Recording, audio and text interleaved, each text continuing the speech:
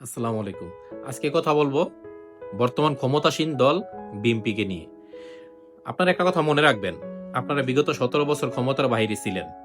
আপনাদের দলের যারা ত্যাগী নেতাকর্মী ছিল, যারা এত বছর মামলা হামলার শিকার হয়েছে, জেল জুলুমের শিকার হয়েছে, নির্যাতনের শিকার হয়েছে, তাদেরকে একটু মূল্যায়ন করুন।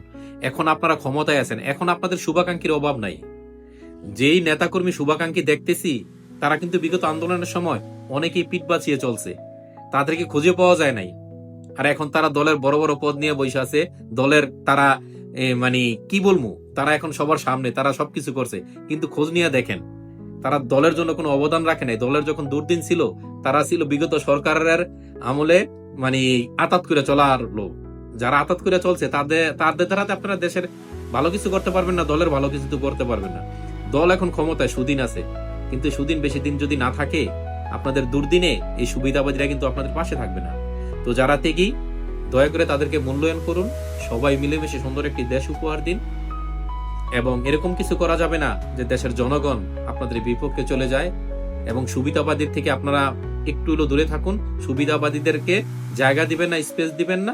তারা যখন সুযোগ পাবে তখনই আপনাদের দলের ক্ষতি করে চলে যাবে। যারা ত্যাগী তাদেরকে মূল্যায়ন করুক, কারণ তারা যদি মূল্যায়ন না পায়, তাহলে আপনাদের দুর্দিনে তারা আবার আপনাদের পাশে থাকবে না। তো সবাই ভালো থাকুন, মিলেমিশে একটি সুন্দর বাংলাদেশ গড়ে তুলুন।